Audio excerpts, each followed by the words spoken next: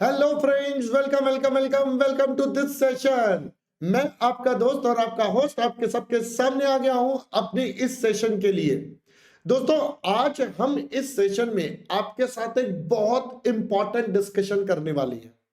देखो दोस्तों, मैं आपको एक बात बता दूं। पास्ट में ऑलरेडी काफी सारे बच्चे ये काम हमारे साथ कर चुके हैं। यस, आपने वीडियो का थंबनेल या हेडिंग तो देख ही ली है, how to score 90 plus. Yes my dear friends, अगर मैं बात करूं अभी लास्ट में अटेम्प्ट में मई 2022 में हमारी स्टूडेंट हैज सिक्योर्ड 95 मार्क्स। उससे पहले मेरे पास ऑलरेडी 98 मार्क्स दीपा जैन के आ चुके हैं। सो ऐसे करके there are various students which they have scored 90 plus marks. तो क्या आप भी 90 प्लस लाना चाहते हैं कॉस्ट एंड मैनेजमेंट अकाउंटिंग में? डेफिनेटली सर, बिल्कुल लाना चाहेंगे। तो बेटा, ये 90 प्लस लाने के पीछे कितनी मेहनत है, कौन कौन से राज हैं, किन किन एरियाज पर आपको काम करना पड़ेगा, ये सब की सब बात मैं आज आपके साथ अभी के अभी इसी सेशन में बताने वाला हूं। Yes, my dear friends, today itself I will be unveiling all the points. जितने पॉइंट्स हमारे पास हैं वो सारे के सारे पॉइंट्स मैं आपके साथ अभी के अभी बेटा इसी सेशन में आपके साथ डिस्कस करूंगा। बट दोस्तों, मैं आपको बता दूं बेटा, ये सब तभी हो पाएगा जब आप करेंगे बढ़िया तरीके से पढ़ाई। देखो, लास्ट में हमेशा मैं एक बात बोलता हूं, भाई अल्टीमेटली आपके काम क्या आना है? अल्टीमेटली काम ये आना है कि आप और आपकी पढ़ाई ही पेपर में से एग्जामिनेशन हॉल में जाएंगे, जहां पर आपको बेटा अल्टीमेटली अपना रिजल्ट देना है। जब तक आप अपना पढ़ाई नहीं करेंगे, अच्छे से प्रैक्टिस नहीं करेंगे, तब तक कुछ भी नहीं होगा। आज ये सारी बातें बहुत डिटेल में मैं इस वीडियो में आपके साथ अभी थोड़ी देर में धीरे धीरे करके अनफोल्ड करते चलेंगे। बट आगे बढ़ने से पहले एक most important update, and the update is बेटा अन अकेडमी से रिलेटेड। दोस्तों, अब हमारा 2022 टाटा बाय बाय हो गया है, ऑलमोस्ट खत्म हो गया, कुछ दिन बचे हैं बस वो खत्म हो जाएंगे। अब बारी है मई हमारे 2023 की। तो अन अकेडमी ने आप बच्चों के लिए एक बहुत ही बढ़िया सा ऑफर निकाला है। आइए मैं आपको बता देता हूं। And the offer is resolve 2023। Yes, let's welcome 2023। तो बेटा, जैसा मैंने बोला, आपको पढ़ाई करनी पड़ेगी, मेहनत करनी पड़ेगी।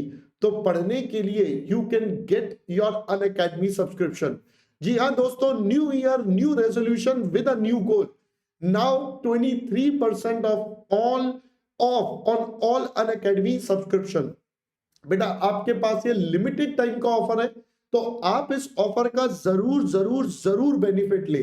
कोड आपको पता ही है, आपके भाई का सीए सुनील आपने कोड लगाना है और अपने सब्सक्रिप्शन ले लेने हैं। जैसे ही आप अपने सब्सक्रिप्शन ले लेंगे, उसके बाद आप मेरे साथ जुड़कर अपनी तैयारी को नेक्स्ट लेवल पर लेकर जा सकते हैं और डेफिनेटली हम 90 प्लस मार्क्स की तरफ ग्रो करेंगे।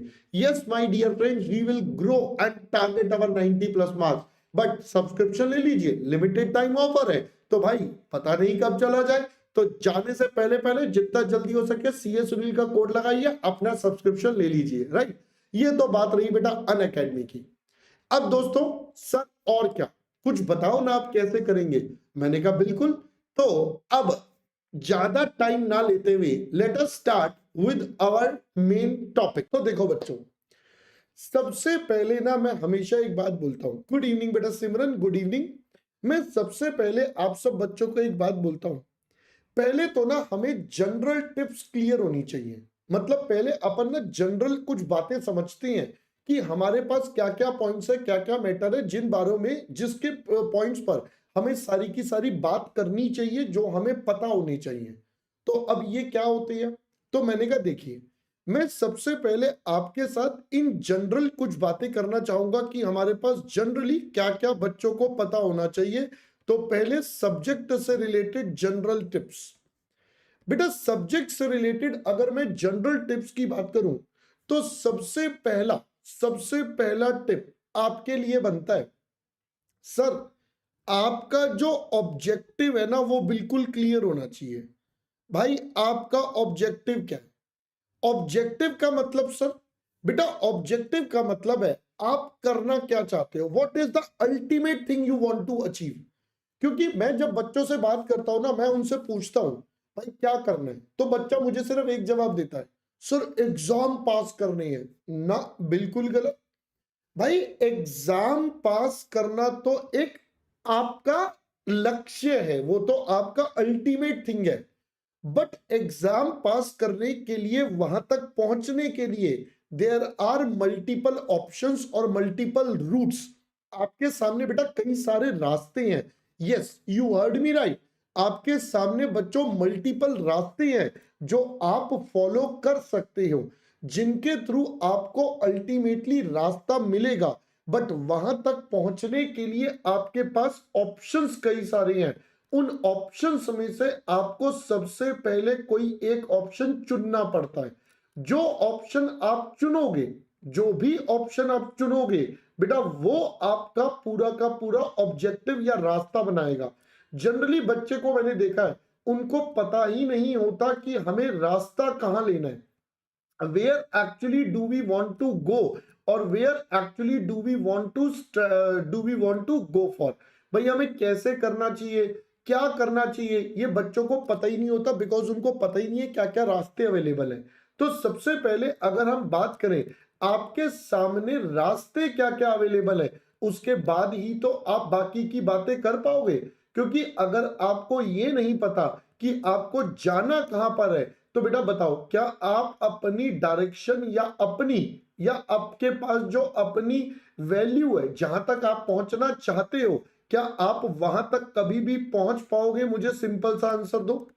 क्या आप वहां तक कभी भी पहुंच पाओगे जहां तक आप पहुंचना चाहते हो? बताओ, मुझे बताओ, will you be able to reach? तो आंसर इज एब्सोल्युटली नो।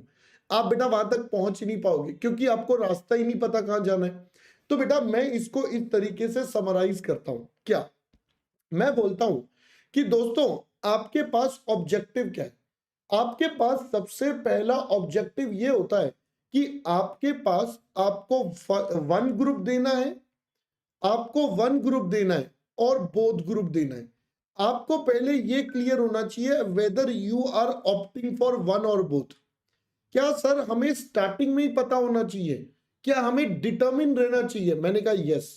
देखो, बाद में अपन रास्ता बदल सकते हैं। मैं ऐसा नहीं कह रहा कि आज आपने सोच लिया एक देना है तो एक ही दोगे, या आपने सोच लिया बोथ देना है तो बोथ देने, नहीं। आप बाद में जाके चीजों को बदलाव कर सकते हो, बट स्टार्टिंग में पहले एक अपनी डायरेक्शन सोच के तो चलोगे ना, कि भाई मुझे एक देना है या दो, whether I have to go for one or both. Because planning बेटा उसके हिसाब से चलती है, सारी प्लानिंग उसके हिसाब से होती है, उसके अकॉर्डिंगली काम होता है। जब तक आप ये डिसाइड नहीं करोगे तब तक आपका काम नहीं हो सकता। सो पहली बात तो हमारे पास ये आती है, we should be very very clear. Sir अब ये डिसाइड कैसे करें कि एक देना या दो?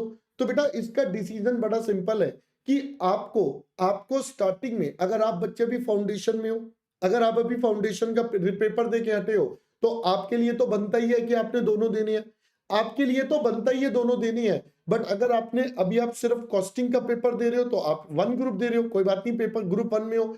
अगर आप बोथ दे रहे हो तो भी ये बनता है। तो भाई दोनों का ऑब्जेक्टिव बड़ा क्लियर होना चाहिए कि आपको कौन सा रास्ता लेना है, पहली बात। दूसरी बात बेटा, दूसरी बात एक बड़ी इंपॉर्टेंट बात है जो जनरली कोई बताता नहीं है। ये बात ना कोई बताता नहीं है। मैं बोलता हूं सिलेक्ट वन पेपर। आप ना एक पेपर सिलेक्ट कर लो इन ईच ग्रुप। आप ना दोनों ग्रुप में से कोई एक पेपर, भाई जो आपका फेवरेट हो। मैं नहीं कह रहा कॉस्टिंग लो, मैं नहीं कह रहा एफएम लो, मेरा पेपर लो, मैं ये नहीं कह रहा। आई एम सेइंग कोई भी एक पेपर जो आपको अच्छा लगे। आप ये लेटर ऑन स्टेज पर डिसाइड कर सकते हो, but you have to select one paper in each group. Sir ये किस लिए? सर इसके अंदर आपका जो स्कोर है वो मिनिमम होना चाहिए 70। इस पेपर के अंदर आपका टारगेट स्कोर मिनिमम 70 होना चाहिए, मिनिमम 70। मतलब आपको इस तरीके से काम करना है कि भाई कुछ भी हो जाए, पेपर जितना मर्जी टफ आ जाए, जितना मर्जी आ जाए, मेरे 70 कम से कम आ जाए। क्यों बेटा? अगर एक में 70 आ गए और बाकी सब में आप बेसिक भी रह गए तो आप आराम से अपना एग्जाम क्लियर कर लोगे। तो इस केस में जनरली बच्चों को एग्रीगेट बनाने की दिक्कत नहीं आती। बेटा मैं 70 बोल रहा हूं, आप इसको फॉर अ प्रोविजन अगर आप देखो मेरे हिसाब से तो इसको 75 लेकर चलो। आप 75 लेकर चलो, डेफिनेटली आपको कभी भी एग्रीगेट में दिक्कत नहीं आएगी। बट अगर एक पेपर नहीं बन पाया तो बेटा फिर क्या होता है, सब में खिचड़ी जब बनती है ना तो बच्चा जंबल्ड अप हो जाता है। तो इसलिए मैं कहता हूं एक पेपर तो दिल के करीब लगा लो भाई साहब, दिल को टच कर लो। ये पेपर तो मेरा बेसिक है, इसमें तो पक्का इतने लाने ही लाने हैं भाई, बाकियों में भी लाओ। मैं ये नहीं कह रहा बाकी कोई हमारे से दुरुस्त हो जाएंगे दिक्कत आ जाएगी, नहीं, बाकियों में भी लाओ, बट आपका एक पेपर तो ये होना चाहिए।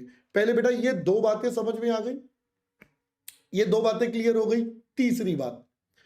तीसरी बात एक और, पहले जनरल टिप्स दे रहा हूं फिर बेटा मेन अपने सब्जेक्ट पर आऊंगा। पहले I am giving you some general guidance कि आपको कैसे कैसे प्रिपेयर करना चाहिए, फिर मैं अपने सब्जेक्ट वाले पार्ट पर आ जाऊंगा। तीसरी टिप जो मैं आपको देता हूं, अब जरा ध्यान से सुनना ये वाली टिप, क्योंकि इस वाली टिप में बच्चे जनरली गड़बड़ करते हैं। तो बेटा ये वाली टिप है सबसे इंपॉर्टेंट, 100% कोर्स कवरेज।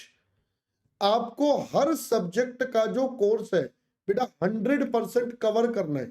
भाई ऐसे मत करना कि नहीं सर इसमें कम उसमें ज्यादा, बिल्कुल भी नहीं। हाँ एक आध चैप्टर की बात आती है तो फिर भी मैं एक एक्सेप्शन ले सकता हूं, I can take an exception कि एक आध चैप्टर में थोड़ा बहुत ऊपर नीचे plus minus I can manage. But अगर मेरे से कोई कहे नहीं सर मेरा तो ना बहुत ज्यादा गड़बड़ है, नहीं नहीं नहीं नहीं नहीं नहीं भाई, 100% कोर्स कवरेज करना है आपको, सारे सब्जेक्ट्स का किसी को भी छोड़ना नहीं है बेटा, तब जाकर आप तैयार होते हो फाइनली अपने एग्जाम देने के लिए। After doing these 3 steps you are ready to go for your exam, कि चलो सर अब कुछ तूफानी करते हैं और हम एग्जाम के क्वेश्चंस आपके साथ करेंगे या एग्जाम में पेपर सॉल्व करेंगे। पहले ये 3 जनरल गाइडेंस समझ में आ गई, ये 3 जनरल टिप्स है जिससे आप आराम से अपने एग्जाम्स को क्रैक कर सकते हो। ये बहुत बेसिक सी बातें हैं, बहुत बेसिक सी बातें हैं, ठीक है। अब मैं चलता हूं, मैं जरा चलता हूं स्पेसिफिक गाइडेंस पर।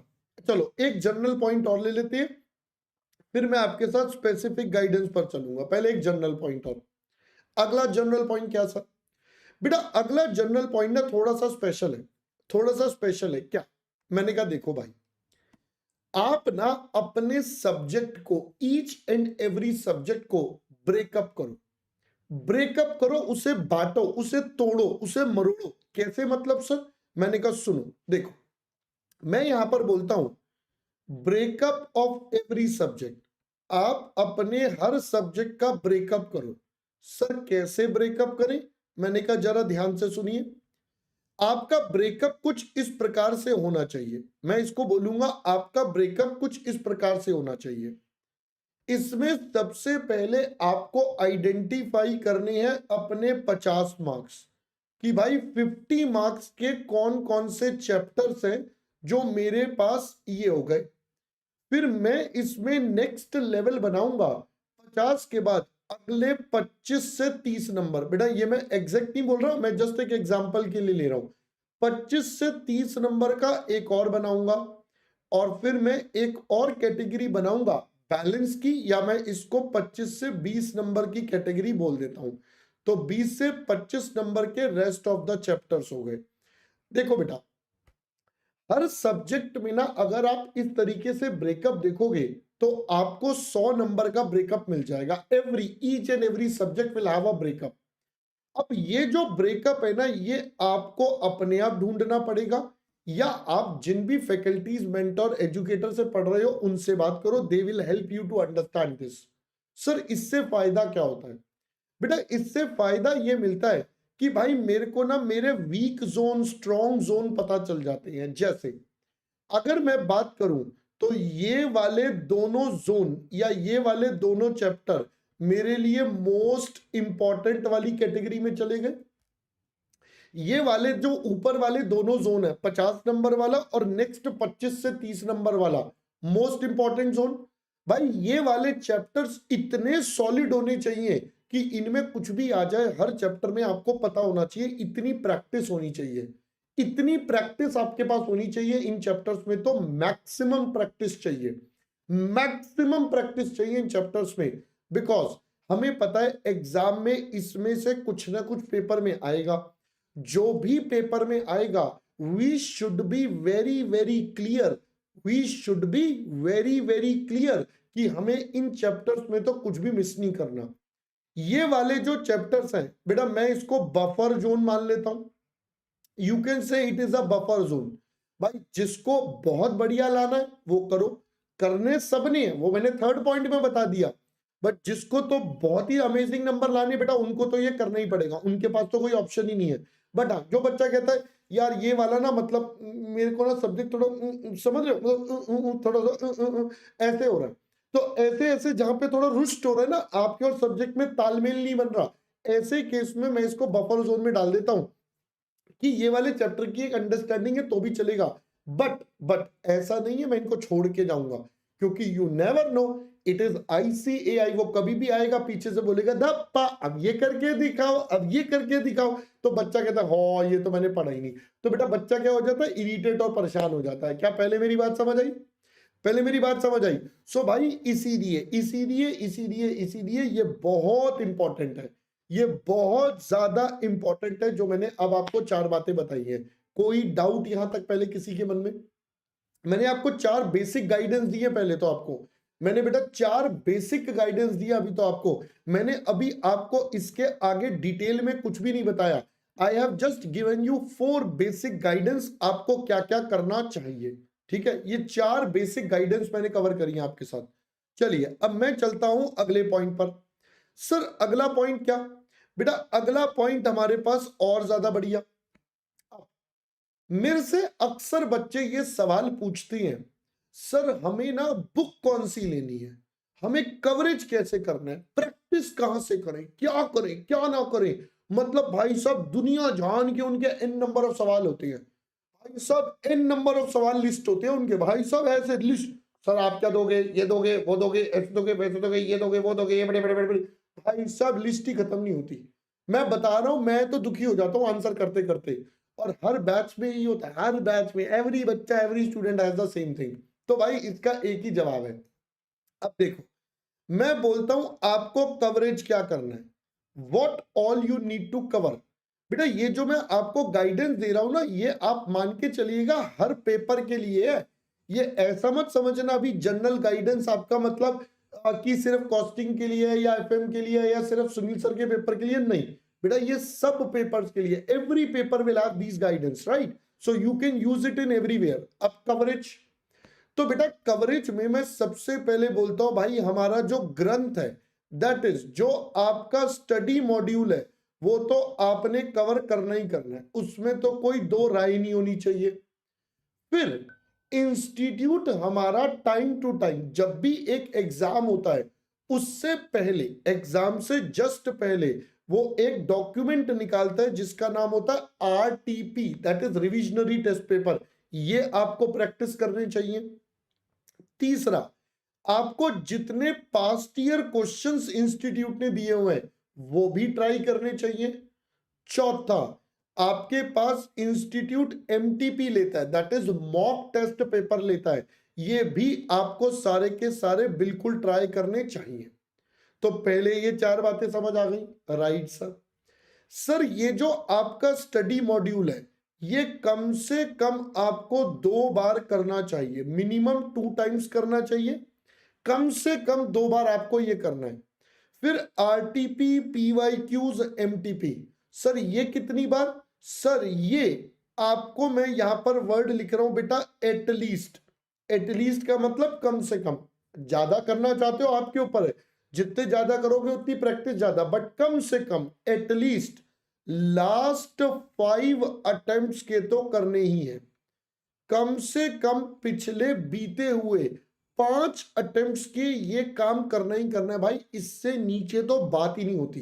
कम से कम ये 5 कवर करनी है, जब आप ये कवर कर लोगे तो आपका ये पार्ट भी कवर हो जाता है। आई होप पहले बेटा बात समझ में आ गई। चलो एक अगला पॉइंट जो बच्चों का एक और दुख होता है, बहुत बड़ा दुख, सर हमारे पास ना कई सारे पेपर ऐसे हैं जो ना थ्योरी में होती हैं। इनफैक्ट आपके कॉस्टिंग और एफएम में भी थ्योरी पूछी जाती है। मैंने कहा बिल्कुल ठीक कह रहे हो, बिल्कुल ठीक कह रहे हो दोस्तों, थ्योरी पूछी जाती है। तो मैंने कहा लीजिए अगला मैटर हम बात करते हैं थ्योरी। अब मैंने इसके लिए जनरल रूल बनाया बच्चों। मैं अपने सब्जेक्ट में बात कर रहा हूं, मैं अपने सब्जेक्ट में बात कर रहा हूं। पहले तो भाई मैं ये बोलता हूं in exam we can use our own words. भाई साहब हम अपने शब्दों का इस्तेमाल कर सकते हैं, डेफिनेटली कर सकते हैं। हम अपने शब्दों का इस्तेमाल करके थ्योरी लिख सकते हैं, बट कुछ बातों का ध्यान रखना है, कुछ बातों का ध्यान रखना है। क्या? अगला point, use and highlight, use and highlight important and main words. जो उसमें इंपॉर्टेंट और मेन वर्ड है आप कोशिश करें कि उसको अंडरलाइन कर दें, ताकि एग्जाम में वो वर्ड यूज हो और एग्जामिनर को दिख जाए कि भाई साहब देखो ये वाला वर्ड यूज करना है एग्जाम में ना, ये वाला वर्ड यूज करा इस बच्चे ने, बच्चे को आता है, बच्चा समझदार छे, है ना, बच्चा समझदार छे, तो इसको नंबर दे दो, इसको रोको मत, इसको पास कर दो, नंबर दे दो। क्या पहले बेटा बात समझ आई? तो ये एक और इंपॉर्टेंट वर्ड आता है। अच्छा, अगला एक बहुत भयंकर डाउट आता है मेरे सामने, सर आपको पता है, आपको पता है उन्होंने ना सारे थ्योरी के नोट्स दे दिए, क्या आप भी कोई बुक देते हो थ्योरी की? क्या कोई बुकलेट देते हो, नोट्स देते हो, बुलेट पॉइंट्स देते हो, टेबुलर देते हो, फलाना देते हो, ढीमका देते हो? सर क्या देते हो? मैंने कहा देखो बच्चों, बहुत सारे बच्चे ना हमारी क्लास में आते हैं, मैं उनको बोलता हूं ये बच्चे हैं नोट्स कलेक्टर। मैंने क्या नाम रखा है? Notes collector. वो आते हैं, देखते हैं सुनील सर पढ़ा रहे हैं, अच्छा आज ये वाला टॉपिक करा रहे हैं, ओके चलो आज इनकी क्लास में बैठते हैं और थोड़े से मजे लेते हैं।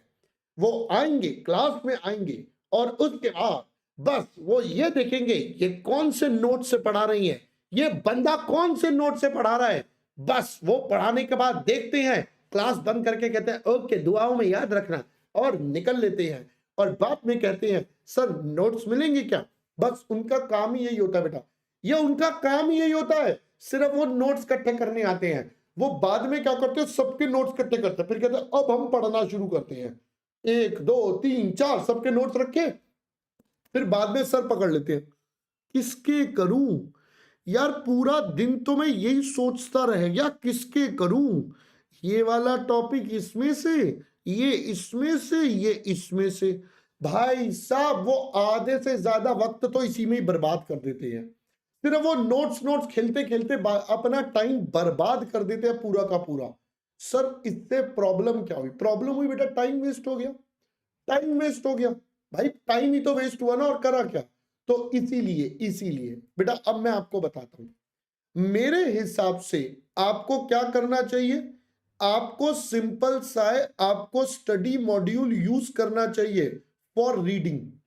भाई जब आप रीडिंग कर रहे हो तो आपको स्टडी मॉड्यूल यूज करना चाहिए, ठीक है। दूसरी बात, या आप अगर कोई ऑब्वियसली अगर आप कोई नोट्स यूज कर रहे हो तो आप नोट्स भी यूज कर सकते हो भाई, जिसके भी आप करना चाहते हो।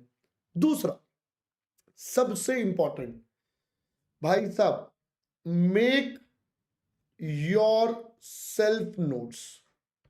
भाई थोड़ी मेहनत जरूर लगती है, जी हां दोस्तों मेहनत जरूर लगती है, कष्ट होता है, कष्ट होता है भाई साहब, कष्ट होता है। काम करने को बोल दो तो हर बच्चा रो पड़ता है, हाय ये क्या बोल दिया सर, पहले मैं इतनी सारी क्लासेस ले रहा हूं, मुझसे तो बड़ी बियर ही नहीं हो रहा, आतामाजी सटकली, ये आपने और काम दे दिया, क्या क्या बोले जा रहे हो सर, है ना। तो बेटा ये जब निकलता ना सर, तो इससे कुछ नहीं हो सकता बेटा, ये आप ही के लिए, ये आप ही के लिए, क्योंकि एक बार जो चीज आपने अपने आप सोच के लिख ली ना, बस वो परमानेंट हो जाती है दिमाग में, उसकी मेमोरी बेटा लॉन्ग टर्म तक आपके दिमाग में रहती है, rather than just for a short term period. और ये बातें ना मैं सारी अभी इसलिए बोल रहा हूं, ये बातें मैं सारी इसलिए बोल रहा हूं क्योंकि बेटा ये सारी चीजें अभी आप कर सकते हो। अगर आपका इवन मे अटेम्प्ट है ना, you can still make it happen, you can still make it happen बेटा, you can still make it happen. पहले मेरी बात समझ में आ गई? तो बहुत जरूरी बात मैंने आपको ये बता दी। अच्छा, ये दो बातें पहले तो यहां तक हो गई। चलो अगले पॉइंट पर आते हैं। सर 90 प्लस लाने के लिए और क्या चाहिए, और हमें क्या चाहिए? मैंने कहा बस आपको यही तो बताने आया हूं मैं, 90 प्लस लाने के लिए और क्या चाहिए। तो अगला पॉइंट है बच्चों हमारे एग्जाम की presentation, a very very important aspect जिसको बच्चा इग्नोर करता है। मैंने अक्सर देखा है बच्चा बेटा इसको क्या करता है, इग्नोर करता है। क्यों इग्नोर करता है? सर मेहनत लगती है ना, और जहां मेहनत की बात आ जाती है वहीं पे बच्चा कहता है यार मुझसे ना हो पाएगा, मुझसे ना हो पाएगा, है ना, वो अपने आप से पहले ही बोल देता है। तो ये प्रेजेंटेशन, अब बेटा प्रेजेंटेशन कैसे आएगी? जैसे मैं अपने सब्जेक्ट की बात करूं तो मेरे सब्जेक्ट में मैंने अक्सर बच्चों को देखा है क्या, वो जब कोई टेबल बनाते हैं या कोई डेटा को प्रेजेंट करते हैं बेटा वो हेडिंग्स ही नहीं डालते। भाई पता ही नहीं है किस चीज की टेबल बन रही है, डंडी बनाई उच कर दो, है ना, अकाउंट बनाया उच कर दो, भाई पता ही नहीं क्या है, पता ही नहीं क्या है। तो मतलब आपको क्या करना पड़ेगा, आपको करना पड़ेगा यूज प्रॉपर हेडिंग्स। आपको बेटा प्रॉपर हेडिंग्स यूज करनी चाहिए फॉर टेबल। जब भी आप कोई टेबल बना रहे हो या आप कोई फॉर्मेट बना रहे हो, आप फॉर्मेट भी बोल सकते हो, अलग अलग सब्जेक्ट में अलग अलग तरीकों से इस्तेमाल होता है। तो आपको बेटा क्लियर होना चाहिए कि आप क्या बना रहे हो, किसके लिए बना रहे हो, नाम क्या है उसका, ये सब चीजें। तो ये बात भी बहुत इंपॉर्टेंट बनती है। ओके, दूसरी बात, सर आपको ना प्रॉपर स्केल यूज करना चाहिए। ध्यान से सुन लो, ये बात अब बड़ी चुभेगी, ये बात सबके दिल पे लगेगी, एकदम दिल पे लगेगी, चीर की तरह निकलती है, कर्र, है ना। ये कैसे निकलेगी बेटा? Use scale to draw lines, use scale to draw lines. अब जब ये मैं बात बोलता हूं ना, आधे बच्चे कहते हैं पागल है सर, हमारा हाथ ही एकदम सेट, आपको क्या बता, एकदम सीधी कर देने से लाइन आती है, एकदम खिचिक लाइन आती है। बेटा वो बात अलग है, पेपर में आज तक कभी लाइन नहीं बनाई सीधी, बट सर आपको क्या बताएं, ऐसे एकदम एकदम स्केल से भी ज्यादा सीधी लाइन बना लेते हम, हमारा हाथ इतना सधा हुआ है सर। बेटा ये सब ना फालतू बात होती है, ये सब फालतू बात होती है। भाई साहब मैं ना आपको एक बात बताता हूँ, मैं आपको एक बच्चे की स्टोरी सुनाता हूँ, एक छोटी सी स्टोरी बीच में बता रहा हूँ। मैंने ना एक बैच में पहले दिन बोला कि बेटा सब बच्चे स्केल यूज करेंगे, सबने कहा यस सर करेंगे करेंगे पक्का कल से करेंगे। मैंने ना दूसरे दिन भी बोला, तीसरे दिन भी बोला, फिर मैंने बोलना छोड़ दिया 3 दिन के बाद। 3 दिन के बाद जब मैंने बोलना छोड़ दिया, फिर 1 महीने बाद मैंने दोबारा बच्चों से एक बार डेमो लिया। मैंने कहा बेटा एक काम करो, सब बच्चे ना अपनी जरा नोटबुक की एक फोटो देना, तू खींच मेरी फोटो, तू खींच मेरी फोटो। बच्चों ने 3-4 बच्चों ने फोटो भेजी। बच्चों ने सोचा पता नहीं भाई साहब मतलब क्या सर क्या मांगना चाहते हैं। मैंने उनसे एक ऐसी रैंडम फोटो मांगी। भाई 10 बच्चों से फोटो मांगी थी, 10 में से 8 बच्चे ऐसे थे जो पिकासो बने हुए थे। समझ गए बेटा, हाथ से लाइनें मार रहे थे, जो पिकासो बने हुए थे। 10 में से 8 बच्चे ऐसे थे। सिर्फ 2 बच्चे थे, सिर्फ 2 बच्चे थे जिन्होंने स्केल यूज करा था। फिर मैंने उन 2 बच्चों से कॉल पर बात करी, आपको पता है अनअकैडमी पर बात भी हो जाती है। तो मैंने उन 2 बच्चों से जब कॉल पर बात करी तो मैंने उनसे पूछा, मैंने कहा अरे छोरे यो के करा है, यो के करा तन्ने, यो के कर डाला, छोरा कह है सर आपने पहली क्लास में बताया था स्केल यूज करो, and I am using scale from the day 1, और अब यकीन मानना आज 1 महीना हो चुका है, अब हमें फर्क ही नहीं पड़ता कि स्केल यूज कर रही है या नहीं कर रही है। मतलब उनको स्केल यूज करना प्रॉब्लम नहीं लगता क्योंकि हैबिट बन गई। अब वो स्केल उनकी हैबिट बन गई, अब वो स्केल के बिना उन्हें मजा ही नहीं आता। तो जब ये बाकी बच्चों ने सुना उनको भी समझ में आया, बात तो सरस छे सर। तो बेटा जब उन्होंने सुना उन्होंने भी करना शुरू करा, और फिर उसके बाद कई बच्चों को इसका फायदा मिला। पहले बेटा बात समझ आई। तो ये एक इंपॉर्टेंट है। तीसरा इंपॉर्टेंट पॉइंट जो प्रेजेंटेशन में लैग करते हैं बच्चे सबसे ज्यादा, बेटा बच्चे क्या करते हैं, क्वेश्चंस ना पढ़ते ही नहीं है। वो सोचते हैं आंखें बंद करके, एक टॉपिक है, सर ने ना क्लास में बोला था इस टॉपिक में ये होता है, ये होता है, ये होता है, बस वही पढ़ना शुरू कर देते हैं। भाई अंग्रेजी भी पढ़नी होती है, you have to read the question carefully. तो मैं यहां पर बोलता हूं आपको हर सब्जेक्ट में रीड करना पड़ेगा क्वेश्चन केयरफुली।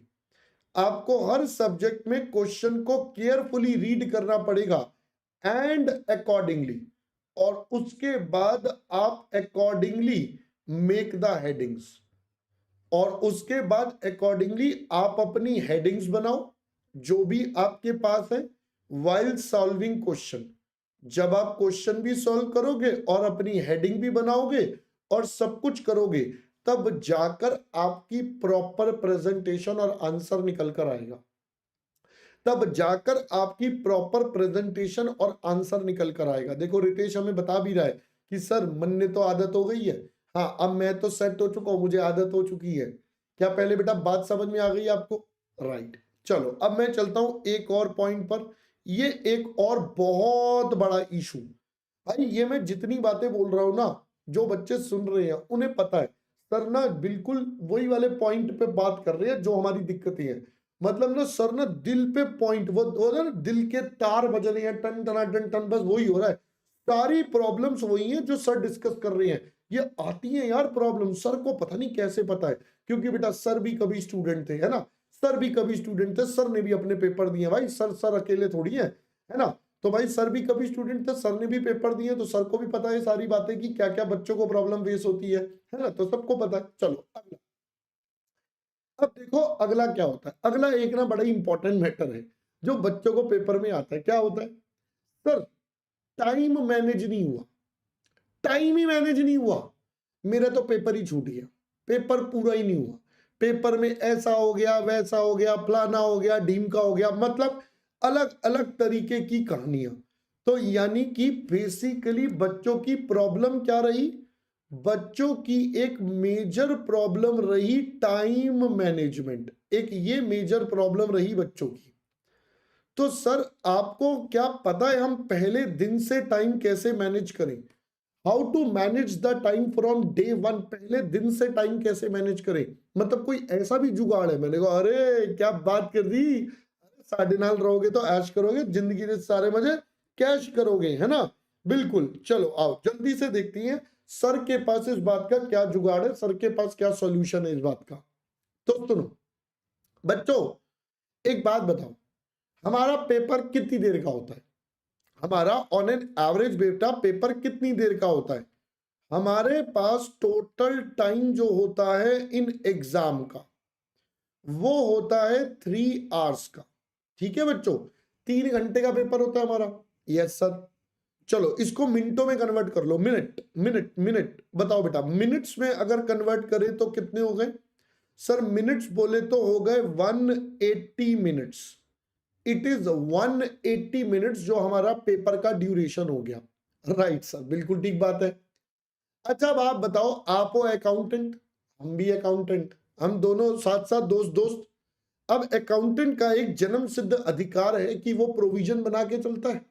हाँ सर, प्रोविजन तो बनाना बनता है ना, क्योंकि हमें नहीं पता पेपर में कुछ छूट जाए, कुछ ऊपर नीचे प्रॉब्लम आ जाए। तो मैंने कहा भाई साहब आप इसमें से माइनस कर दो प्रोविजन, कि भाई देखो कल को कुछ ऊंच नीच वाली बात हो सकती है, कोई क्वेश्चन हमारे मजे ले गया, हमने किसी क्वेश्चन में मजे ले लिए, तो भाई वो 15 मिनट आप माइनस कर दो।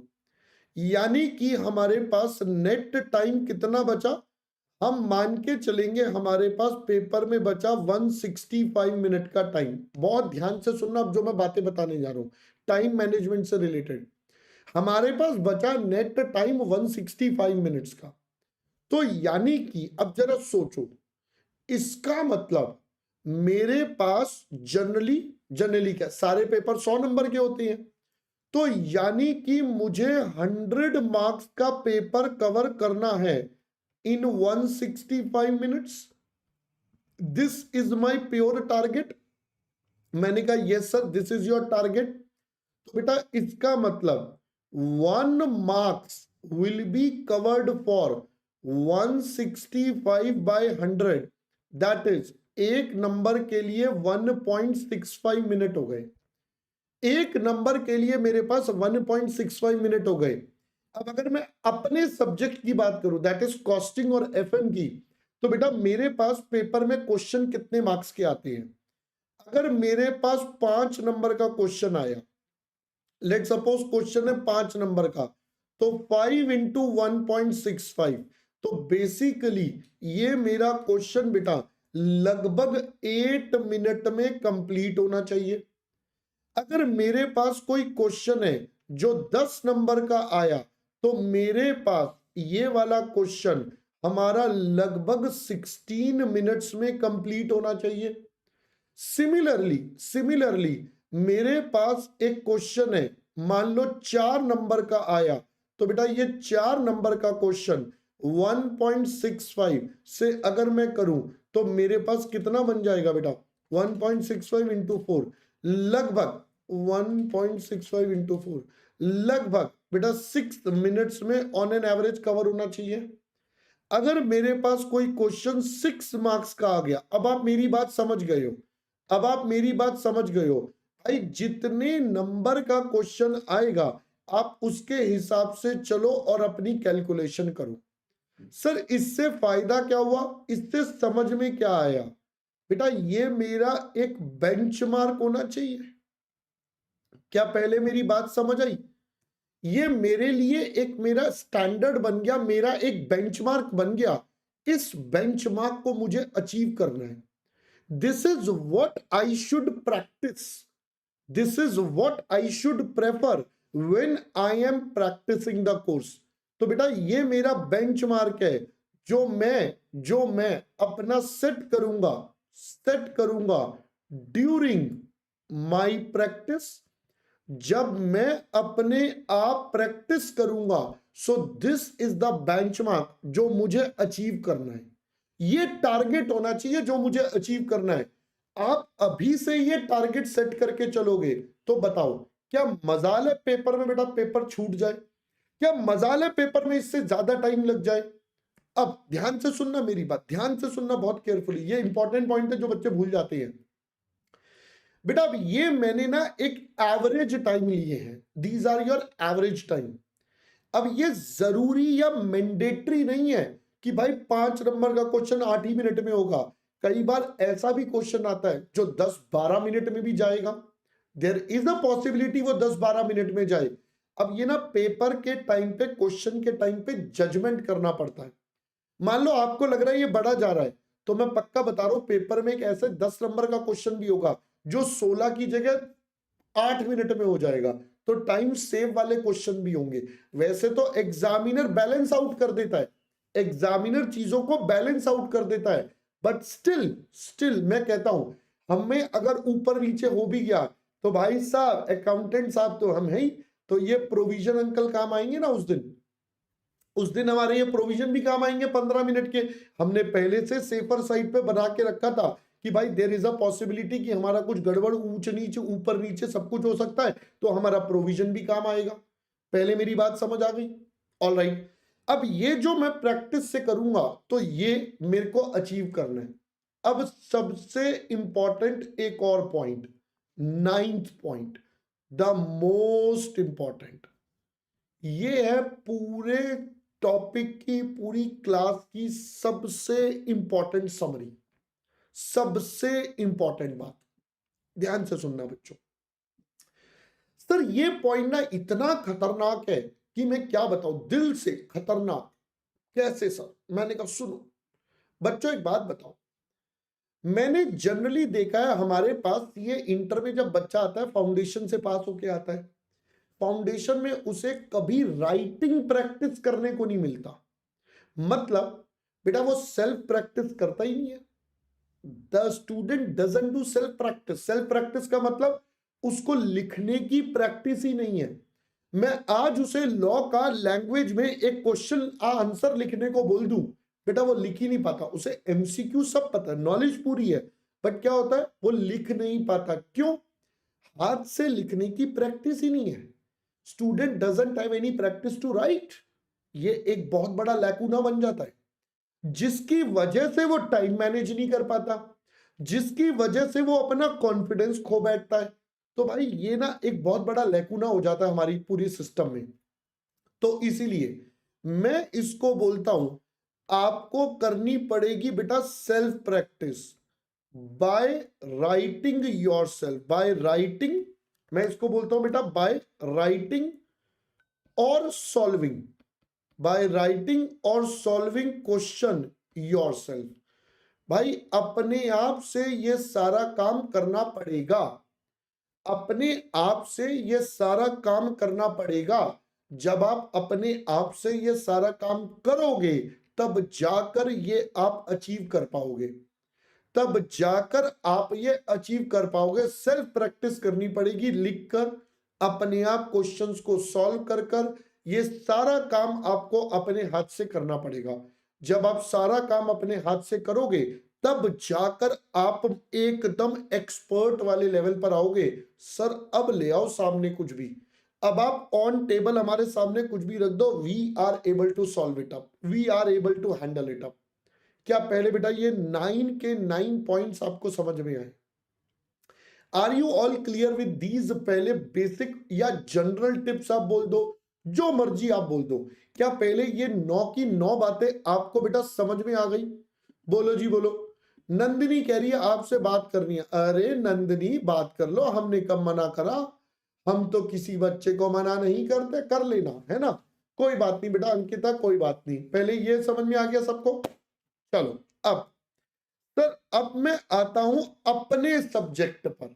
अब मैं आता हूं सबसे पहले कॉस्ट एंड मैनेजमेंट अकाउंटिंग के सब्जेक्ट पर।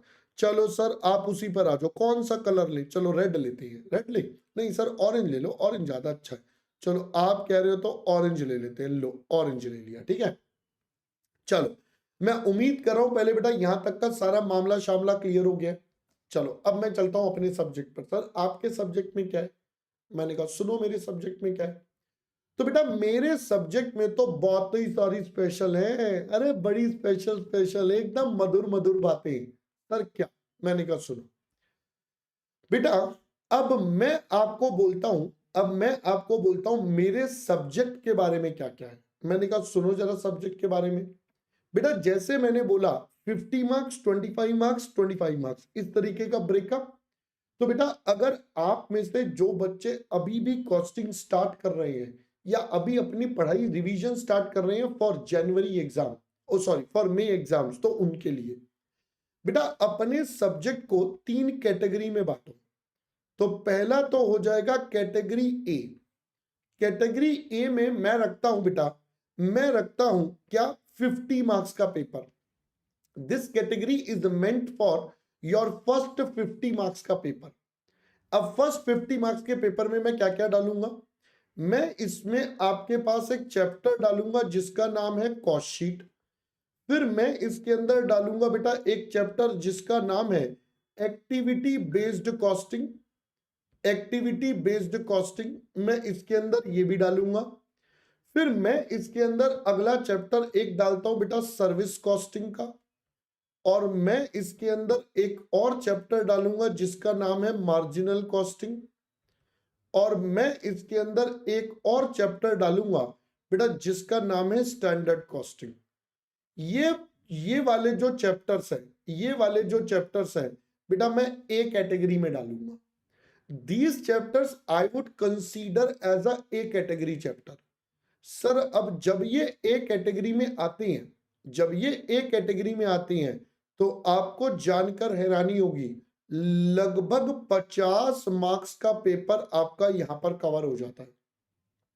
लगभग 40 टू 50 मार्क्स का पेपर आपका यहां पर कवर हो जाता है। लगभग 40 से 50 नंबर का पेपर आपका यहां पर कवर होता है। ऑल राइट सर, इसके अलावा इसका एक और पार्ट है। एक और पार्ट? मैंने कहा यस, हमारे एग्जाम में बेटा एक थ्योरी का क्वेश्चन भी रहता है। ये थ्योरी का क्वेश्चन हमारे एग्जाम में 20 मार्क्स का आता है। Yes sir. तो सर इसके लिए कोई टिप्स? मैंने कहा बिल्कुल है मेरे पास। अब इसके लिए मेरे पास क्या क्या टिप्स है? इसके अंदर बेटा आपको सबसे पहले कुछ कुछ बातें याद रखनी है। क्या क्या? इसके अंदर आपको बातें करनी है इसके अंदर सबसे पहले आपको फोकस करना है कुछ चैप्टर्स पर, जिसका नाम है इंट्रोडक्शन वाला एक चैप्टर, जो आपके स्टडी मॉड्यूल का सबसे पहला चैप्टर है, introduction to cost and management accounting. इसके अलावा आपको एक मटेरियल चैप्टर पे फोकस करना है। इसके अलावा एक लेबर चैप्टर पे फोकस करना है, और इसके अलावा आपको एक बजट एंड बजटरी कंट्रोल का चैप्टर है। ये 4 चैप्टर है जो कि थ्योरी पार्ट के लिए सबसे ज्यादा इंपॉर्टेंट है। पास्ट एनालिसिस के बेसिस पर मैं ये सारा आपको बता रहा हूं। I am telling you all this on the basis of past analysis, जितने भी पास्ट एग्जाम्स हुए हैं। कैटेगरी ए में ये 5 चैप्टर आ गए आपके ऊपर वाले। फिर थ्योरी का 20 नंबर के क्वेश्चन के लिए ये 4 चैप्टर पढ़ लो, आपकी ऑलमोस्ट 20 में से 15-16 नंबर की थ्योरी तो कवर हो ही जाती है। 15-16 नंबर की थ्योरी आपकी इसी में से कवर हो जाएगी। आई होप पहले कैटेगरी ए सबको क्लियर हो गया। ऑल राइट, अब मैं इसके बाद मूव ऑन करूंगा हमारे नेक्स्ट पार्ट पर, जिसका नाम हो जाएगा बेटा category B. So now I would start with my category B. अब अगर मैं अपने कैटेगरी बी वाले पार्ट की तरफ बढ़ूं, तो बेटा कैटेगरी बी में मेरे पास क्या क्या कवर होगा।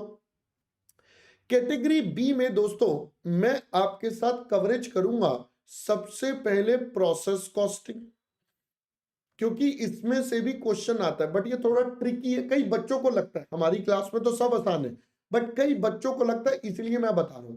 तो इसलिए मैंने इसको कैटेगरी बी में डाला है। ज्वाइंट प्रोडक्ट बाय प्रोडक्ट, फिर इसके अलावा आपका बजट का चैप्टर हो गया, फिर इसके अलावा आपका रिकंसिलिएशन का चैप्टर हो गया, और इसके अलावा आपके पास चैप्टर हो गया मटेरियल का और लेबर का। तो अगर आप इस तरीके से देखोगे, ये आपकी कैटेगरी बी बन जाती है। इस कैटेगरी में से अगर मैं ऑन एन एवरेज बात करूं, तो लगभग 25 मार्क्स का पेपर आपके पास आता है। लगभग एक अप्रोक्सीमेट इस कैटेगरी में से आपके पास लगभग 25 मार्क्स का पेपर एग्जामिनर देता है। तो ये हो गई हमारी कैटेगरी बी, जिसमें से एग्जामिनर अंकल हमसे पेपर में कैटेगरी बी में से लगभग 25 नंबर का पेपर इसमें से पूछ लेते हैं। पहले मेरी बात समझ आ गई। मोहित कह रहे स्टैंडर्ड कॉस्टिंग पढ़ के बहुत आसान हुआ, वेरी गुड। हेमलता कह रही है कॉस्टिंग की थ्योरी आप अलग से करवाओगे। बेटा हेमलता, वैसे मैंने ऑलरेडी एक बार करवा दी है, आप मेरी स्पेशल क्लासेस में जाकर देख लेना, आपको मिल जाएंगे सारे लिंक। ठीक है बच्चा, ठीक है। चलो थैंक यू बेटा Mohit, thank you so much for that little appreciation, thank you बेटा। चलो अगला मेरे पास आता है बेटा, ओहो ये क्या हो गया। चलो अगला मेरे पास आता है last category, that is category C. अब ये कौन सी कैटेगरी है सर? मैंने कहा आइए जरा इसकी बात कर लेते हैं। तो कैटेगरी सी में मैं आपके पास रखता हूं सबसे पहले हमारा ओवरहेड्स, ठीक है जी। फिर मैं आपके पास रखता हूं बेटा कॉन्ट्रैक्ट, लो जी कॉन्ट्रैक्ट कॉस्टिंग हो गया। फिर उसके बाद आ जाएगा जॉब एंड बैच कॉस्टिंग। फिर मैं उसके बाद अगला टॉपिक रखता हूं कॉस्ट अकाउंटिंग सिस्टम, हमारे पास हो जाएगा बच्चों कॉस्ट अकाउंटिंग सिस्टम। और लास्ट में मैं रखूंगा अदर थ्योरी, लास्ट में मैं आपके पास रख दूंगा अदर थ्योरी। तो जब आप ये सब कवर कर लेंगे, तो आपका पूरा का पूरा करिकुलम कवर हो जाता है। मैंने आपको पहले से बता दिया कवरेज क्या करना है, कैसे करना है, time management, presentation, journal tips. मैंने सारी की सारी बातें जो भी हमारे आपके रिलेटेड है, जो आपके लिए काफी ज्यादा मायने रखती हैं, वो सारी बातें मैंने आपके साथ पहले ही शेयर कर दी।